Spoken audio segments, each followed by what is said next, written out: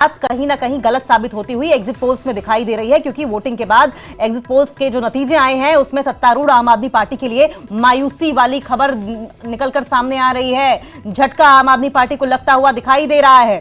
वहीं अगर exit polls का अनुमान सच साबित हुआ तो 26 साल बाद बीजेपी दिल्ली में सत्ता के सिंहासन पर वापसी करती हुई दिखाई देगी, क्योंकि बीजेपी को बंपर बहुमत, बंपर सीटें मिलती हुई एग्जिट पोल्स के नतीजों में देखने को मिल रहा है। दरअसल एग्जिट पोल्स के नतीजों के इतिहास की अगर बात करें तो 2015 में एग्जिट पोल्स के नतीजे वास्तविक नतीजों से बिल्कुल अलग आए थे। हालांकि 2020 की अगर बात करें तो एग्जिट पोल्स के नतीजे वास्तविक रिजल्ट के आसपास यानी करीब थे। ऐसे में ये जान लेते हैं कि पोल्स में किसकी सरकार बनती हुई दिखाई दे रही है। देखिए, मैट्रिक्स की आप बात कर रहे हैं हम, मैट्रिक्स में 32 से 37 सीटें आम आदमी पार्टी को मिलती हुई दिखाई दे रही हैं। वहीं बीजेपी को 35 से 40 सीटें मिलती हुई दिखाई दे रही हैं। कांग्रेस का खाता खुलेगा एक सीट से, और उसके बाद ये आप मैट्रिक्स का देख रहे हैं। मैट्रिक्स के बाद आपको पी मार्क का भी बताते हैं। पी मार्क के हिसाब से आम आदमी पार्टी के खाते में 21 से 31 सीटें जा रही हैं, बीजेपी के खाते में 39 से 49 सीटें जा रही हैं, और कांग्रेस का खाता खुलते हुए एक सीट मिलती हुई दिखाई दे रही है।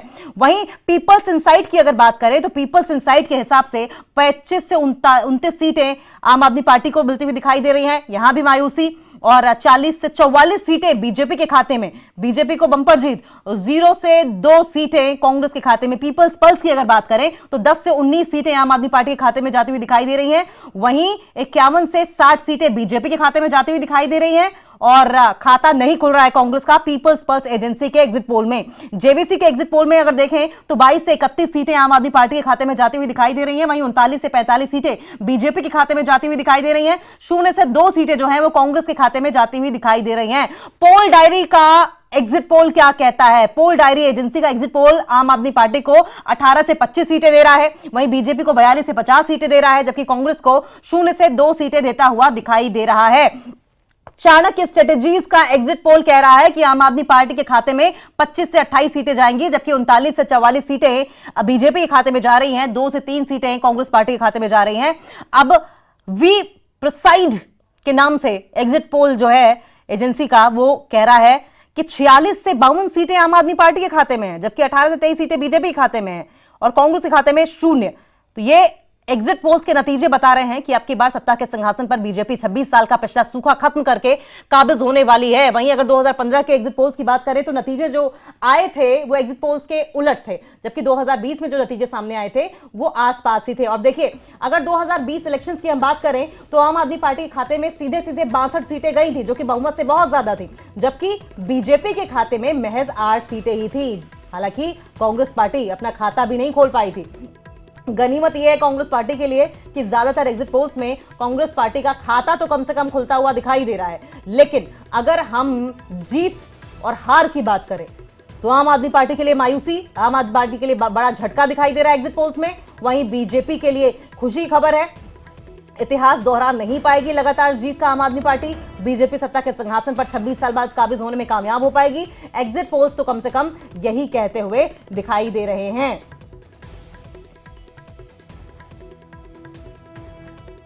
देखिए, एक एक करके हम एग्जिट पोल्स की अगर बात करें, आप न्यूज 18 पर यह समझ लीजिए कि महा एग्जिट पोल्स देख रहे हैं। महा एग्जिट पोल्स के जरिए मोहनलाल बीजेपी प्रवक्ता हमारे साथ जुड़ गए हैं। मोहनलाल जी, मुबारक हो। एग्जिट पोल्स के नतीजों में 26 साल का सूखा बीजेपी का खत्म होता हुआ दिखाई दे रहा है।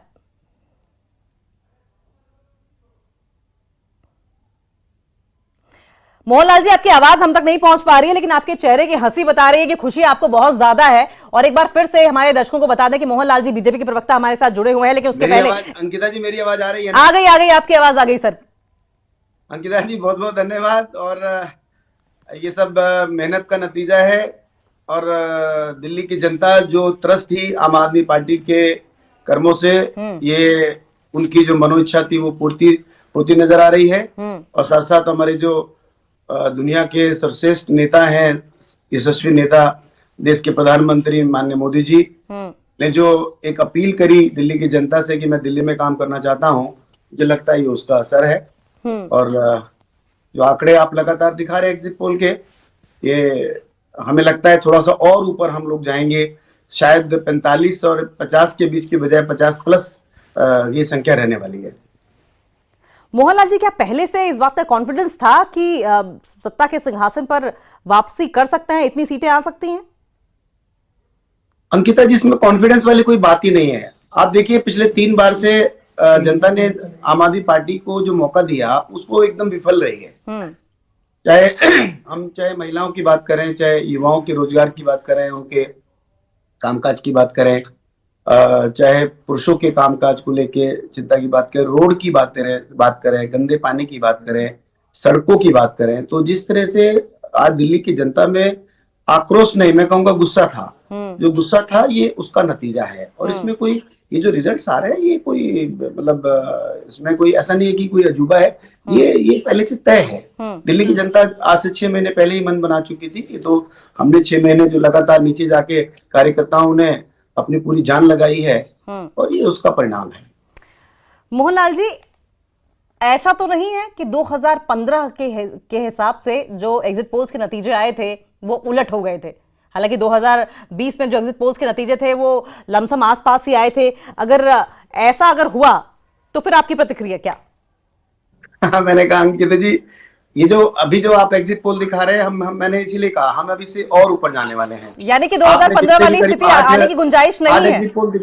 8 एग्जिट पोल आपने दिखाए हैं, 8 या 9, सब में आपने हमें लगभग 50 तक दिखाया है। मैं कह रहा हूँ हम इससे ऊपर जाने वाले हैं। तो हाँ, हो सकता है ये एग्जिट पोल में थोड़े सुधार की आवश्यकता हो। भारतीय जनता पार्टी को दिल्ली की जनता ने सेवा का मौका देने का मन बना लिया था, और भारतीय जनता पार्टी को सेवा का मौका मिल रहा है। ठीक है मोहनलाल जी, हमारे साथ बने रहे। इस बीच नितेश चौरसिया जी, आम आदमी पार्टी के प्रवक्ता, हमारे साथ जुड़ गए हैं। नितेश जी, एग्जिट पोल्स तो आम आदमी पार्टी के लिए मायूसी वाली खबर लेकर आ रहे हैं। सबसे पहले तो इसमें भारतीय जनता पार्टी को बधाई, कम से कम एग्जिट पोल में ही सही मेजोरिटी में तो आ रहे हैं। डबल डिजिट की लड़ाई थी इनकी। पूरे विश्व की सबसे बड़ी पार्टी 2 डिजिट की लड़ाई में पिछले 10 सालों में नहीं आ पाई। कम से कम 8 तारीख तक ही सही 2 डिजिट इनको मुबारक हो, पहली बात। दूसरी मैं बात कहना चाह रहा था कि हम लोग जो भी एग्जिट पोल्स हैं, आज तक बहुत सारे एग्जिट पोल्स आपने देखे। जब 2003 में थे, जो 2013 में सर्वप्रथम एग्जिट पोल आया था, तो हमें 3 से 4 कहां तक की 0 सीटें दी जा रही थी, और हमने 28 सीटें हम लेके आए थे। जब दूसरी बार हमें 2015 में बताया जाता था कि हार्डली हम 15, 20, 25 सीटें ले आएंगे, 30 सीटें तक ले आएंगे, तो 67 सीटों के साथ हमें नवाजा था। तीसरी बार जब हमें 40 से 42 सीटें बताई जा रही थी, आम आदमी पार्टी ने 62 सीटें लेके आई थी। तो आपके जो भी एग्जिट पोल है, मैं इस पे कुछ टिप्पणी करना चाहूंगा, क्योंकि इसमें एक मेरा व्यक्तिगत तौर से मानना है, जो मैं व्यक्तिगत आपसे पूछना चाहता हूँ।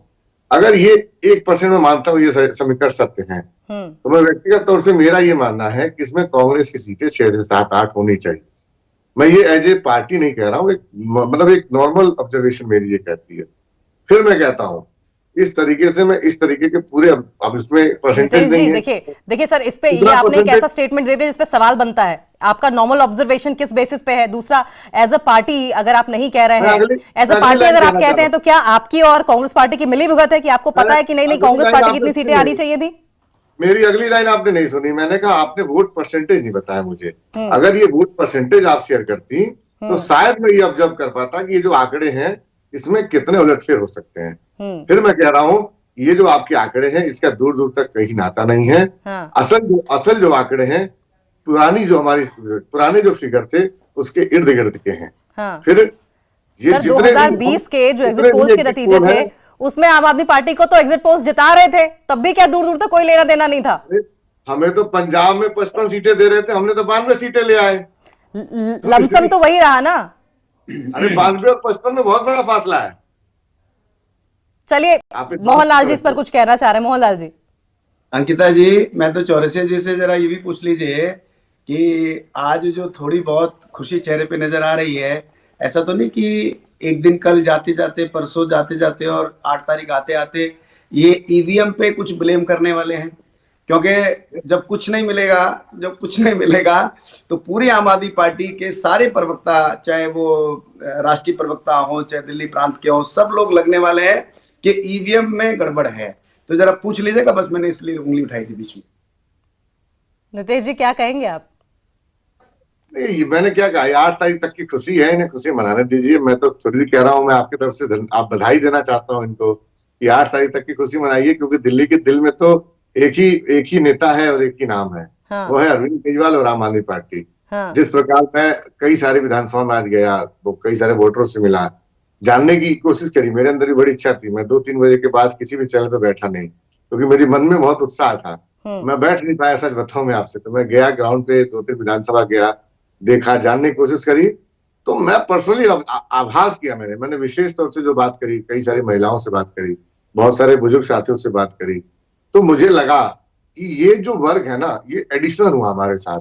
जो हमारा पुराना वोट था वो तो एज इट इज कंसोलिडेटेड है, इसमें जो एडिटेड हुआ ना, वो एक बड़े स्तर पे महिला वर्ग और वरिष्ठ जो हमारे साथी रहे, नागरिक रहे दिल्ली के, हाँ, उन्होंने एक तरफा हमारे पे आशीर्वाद दिया है। हाँ, तो यानी 2100 वाली स्कीम काम कर गई है क्या नितेश जी? मैं इसलिए इस पूरे आंकड़े पे कहीं से भी सत्ता नहीं मान पाता, और मैं कह रहा हूं, हम एग्जिट पोल में भले आए ना आए, एग्जिट पोल में आपके स्क्रीन पे आम आदमी पार्टी की मजबूत सरकार और बहुत बड़ी मेजोरिटी के साथ सरकार बनने जा रही है। कितनी मेजोरिटी नितेश जी, कितनी सीटें? मैंने कहा ना, मेरा अपना अनुमान है कि पुरानी वाली सीट के आसपास, 62 के आसपास।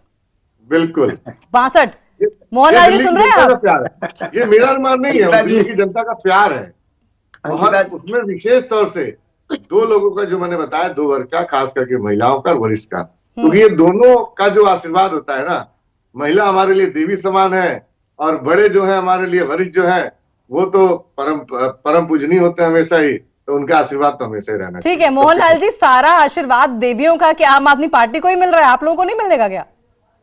अंकिता जी, हमारे जो भाई चौरसिया जी हैं, अभी इन्होंने कहा ये एग्जिट पोल है, तो मुझे समझ में आती है कि अभी तो चौरसिया जी आप एग्जिट पोल से एग्जिट हुए हैं, और ये जो एग्जिट पोल आने वाला है 8 तारीख को, मुझे लगता है उससे पे आप एग्जिट हो रहे हैं, क्योंकि जब दिल्ली की जनता ने मन बना लिया तो फिर अब कुछ होने वाला नहीं है। हाँ, कोई बुराई नहीं है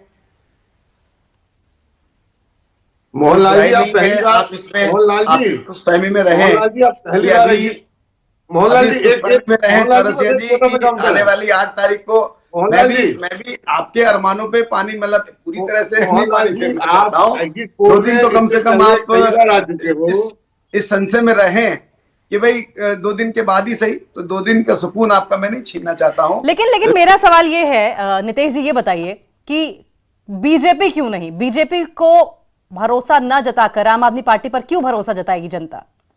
क्योंकि उसके पीछे कई सारी वजह है। देखिए, आम आदमी पार्टी ने जो वादे करे वो सारे पूरे किए, और भाजपा ने जो वादे किए उसके विपरीत काम किए। इन्होंने कई सारे स्टेटों में कहा कि हम बिजली का बिल माफ करेंगे, और अभी मैं एक स्टेटमेंट पढ़ रहा था, राजस्थान के मंत्री इनके कह रहे हैं कि हम बिजली का बिल नहीं अफोर्ड कर सकते।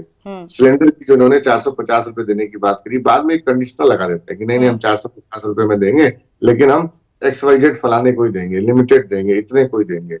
फिर उसके बाद यानी कि नितेश जी, आप ऐसा कहने की कोशिश कर रहे हैं कि जो ये फ्री रेवड़ियां बांटने वाला जो कल्चर है वो बीजेपी प्रमोट नहीं कर रही है क्या? इस बात को लेकर आप निंदा कर रहे हैं?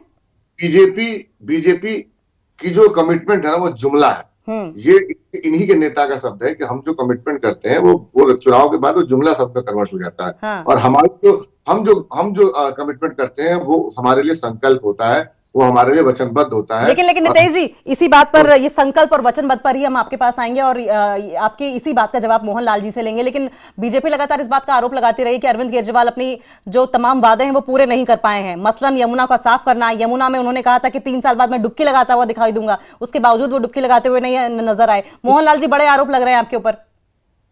3 मसले, एक तो यमुना का जिक्र तो आपने कर ही दिया, उसके अलावा आप देखिए इन्होंने कहा था पंजाब के अंदर भी हम 1000 रुपए देंगे। आज तक RTI के माध्यम से जानकारी है कि पंजाब में किसी भी बहन को इन्होंने 1000 रुपए नहीं दिए। इन्होंने लगातार कहा था कि हम दिल्ली को कूड़ा मुक्त कर देंगे, पहाड़ खत्म कर देंगे, MCD आने के बाद हम दिल्ली की सड़कों को स्विट्जरलैंड जैसी सड़कें बना देंगे, हम दिल्ली का नक्शा बदल देंगे। कुछ भी नहीं हुआ है। आज दुनिया की, मतलब मैं देश की बात नहीं कर रहा हूँ, दिल्ली तो छोड़ दीजिए, मैं दिल्ली देश और दुनिया की सबसे खराब सड़कें अगर हैं तो वो आज दिल्ली के अंदर है। दिल्ली देश की राजधानी है साहब। दिल्ली में लोग आते हैं, ये सोचते हैं हम भारत जा रहे हैं, क्या इंप्रेशन लेके जाते हैं। ये बड़ी बड़ी बात करते थे कि हम सड़कों को मक्खन जैसी बना देंगे, आज बुरा हाल है। आज आप देखिए, स्कूलों की शिक्षा की बात करें तो 9th में फेल होने के, मतलब 9th में ये जो कम मार्क्स आते हैं उन लोगों को रोक दिया जाता है ताकि इनके मार्क्स अच्छे हो जाएं। तो ये तो इनकी हालत है। ये कहते थे साहब हम बिजली के बिल माफ करेंगे। आज आप चले जाइए अंकिता जी, हम तो पिछले 6 महीनों में एक झुग्गी में गए हैं, वहां पे 99% झुग्गी वाले बोलते हैं साहब हमारे यहाँ 2500, 3000, 4000, 5000 का बिल आता है। आप देखिए जो झुग्गी जहाँ पे ना फ्रिज है, ना टीवी है, ना गीजर है, ना कोई बड़ी ऐसी इक्विपमेंट है, वहां अगर 4-4, 5-5 हजार रुपए का बिल माफ आ रहा है तो फिर बिल माफ कहाँ हो रहा है? पानी, झुग्गियों में जो पानी फ्री की बात करते थे वो आज जहरीला पानी है अंकिता जी।